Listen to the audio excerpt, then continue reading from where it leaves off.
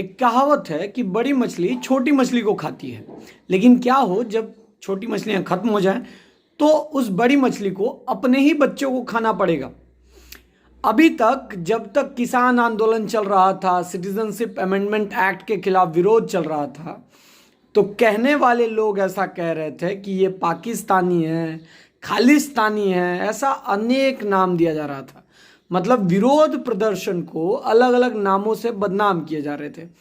विरोध प्रदर्शन एक मौलिक अधिकार है जहां पे आप खड़े होकर प्रोटेस्ट कर सकते हैं और यही गणतंत्र की पहचान है। मुबारक हो हमें, हैप्पी 73rd रिपब्लिक डे।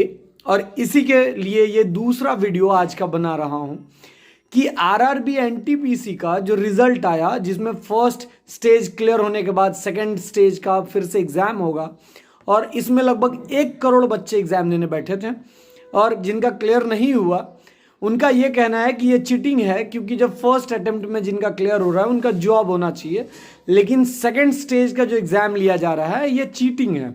और इसके लिए कई बच्चे बिहार के कई जिलों के रेलवे को रोक के रखे हैं और प्रदर्शन चल रहा है, रेलवे रुका हुआ है।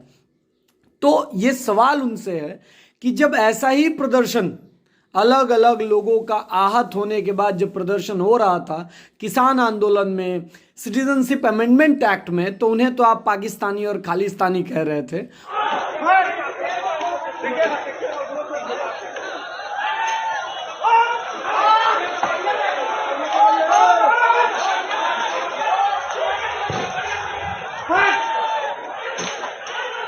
सिद्धार्थ हमको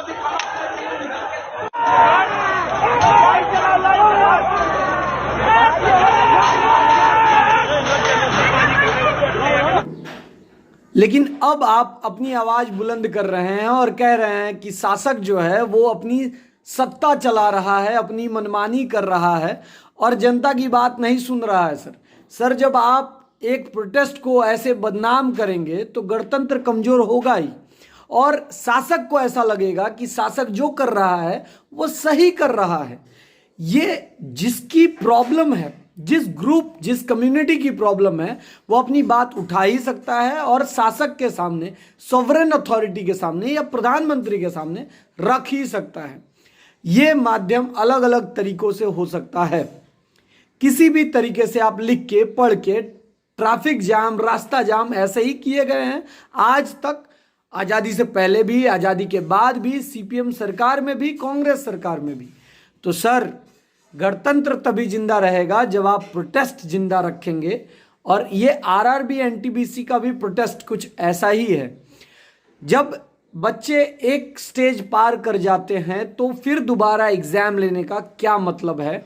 और दूसरी बात, ये 1 करोड़ बच्चे इस एग्जाम में बैठे थे, और इसका मतलब अगर 1 करोड़ ने भी अपने एप्लीकेशन फॉर्म का फीस भरा होगा तो उसकी राशि सोचे बस। तो इतना बड़ा अमाउंट लेने के बाद भी रेलवे बोर्ड सही से एग्जाम नहीं ले पाता और रिक्रूट नहीं कर पा रहा है। और इसके ऊपर से जो हमारे प्रधानमंत्री हैं वो तो रेलवे ही बेचे जा रहे हैं।